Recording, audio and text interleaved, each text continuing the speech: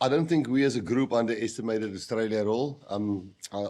We said it last week that that first 22 points, I think, put the whole world into a lull with how good they are. We found them extremely difficult to beat, I think, like the Lions did in those two test matches. And for us, O'Connor did miss two fairly vital penalties to be within 7 points, which would have made it really tight the last few minutes. So, yeah, after a loss, you lose a little bit of belief. And we won 8 on the trot and then lost one. I think we're now 9 out of 10.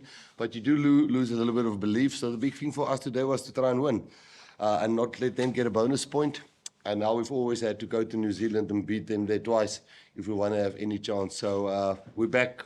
We have lock points. They're ahead of us in the lock points. But overall, yeah, just happy with the win.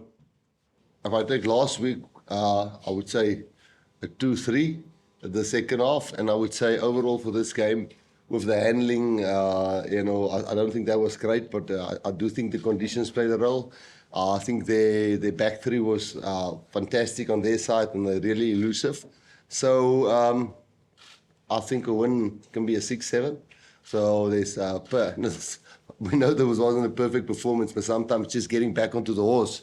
And for that, we give the team, because a lot of people tend to think when we lose a game, there's all these massive problems and everybody starts analyzing the squads and stuff, which is passionate South African supporters. So I think with the kind of pressure we were under this weekend, for that I'll give the team a 7. Yeah, I do still think, I think we played a more balanced game today. But I still think when we got there, a handling error on the try line, even the last pass, I mean, not that it would have counted, maybe with net 2 points, the last pass between Eben and Jesse, and if that one was kept and another try was on the cards.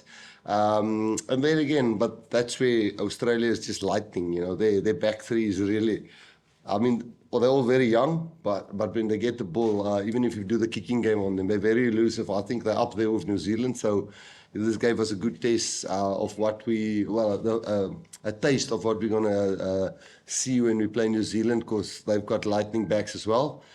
But yes, I don't think we created probably 50% of what we created last weekend. But we grinded the game out, and I thought it was going to be a grind. And yeah, we didn't take all our opportunities, but we've got the points, and it's 8 points more than them, so that's satisfying. Yeah, we're announcing 36. That will probably be tomorrow evening. There's a few guys that must do a scan or two. I think Australia also lost 3 players today. Like we last week lost Kirtley and Edwell and Pieter Steff and Sia, and Jan-Hendrik Wessels is still, a concussion. He couldn't play. And Jasper Wiese is still out up until the next game. And Willie pulled his groin. And then Jail got up with gastro on this morning. So, yeah, we had a bit of a disruptive week. And I also think, so we'll check all of those guys. We're going to take 36 guys over there. I think 30 is quite clear. And then some guys must do some scans tonight. And, yeah, we started out with 46 and only 32 trained yesterday. So gladly, I'm happy that we started with such a big squad. But hopefully Sunday evening we can announce, otherwise Monday morning early, but 36 guys.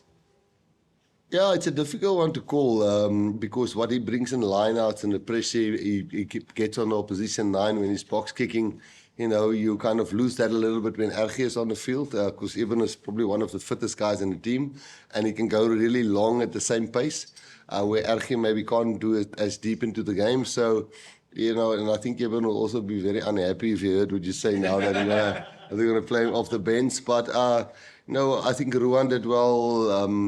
I think Lua did well when he came on. Thought Kwacha, apart from giving 1 or 2 penalties away, was really energetic. And then Marco, as always, is up there. But, yeah, and it's a pity with Jan-Hendrik back for the next game. Going to be interesting team selection. So we'll see how that balance of the bench will work out. But, yeah, I think those guys definitely brought what we wanted. Maybe not the force and everything, but maybe some calm heads also at the right times. I know you asked me the same question sort of last time. We don't really count games in halves. We count it in the scoreboard at the end. And yes, probably if you look like that, I don't think it's fitness. Well, definitely not.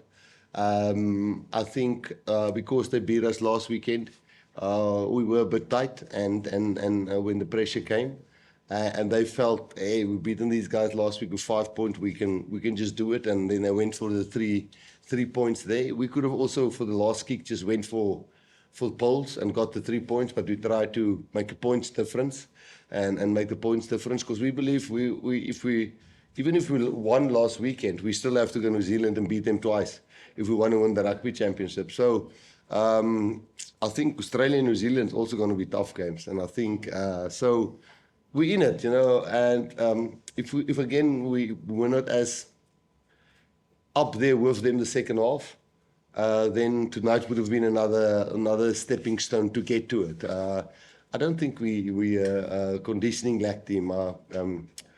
It's just tough after a loss to when it gets to those tense moments, that happened in 2018 as well, and then we fixed it in 2019. So it's something we can fix, and I think we already fixed it today. Yeah, I think firstly, during this week, we trained back in the community, which was really special for the squad. I think it gave the whole team a good reality check on why we actually do this and what gives us energy as a team. So that was great. And then obviously today the crowd was really special again. And I think when it got tight, we really needed that support, and the boys could feel it and hear it. And I think, when we obviously go overseas, we know what rugby and what our results do for this country. So it's not something we take lightly. It's something we speak a lot about within the team, something we remind each other about consistently. And so I think all the support, the messages, the videos, all of that stuff on social media or whatever it is, it really makes a difference, and the team gets a lot of energy from it. So we absolutely we love it. So thank you so much.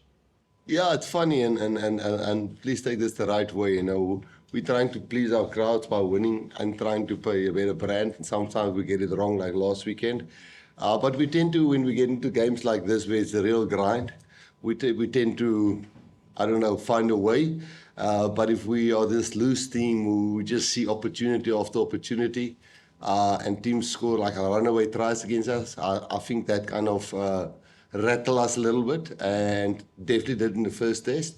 And this test, it happened again. They didn't build the one maul try.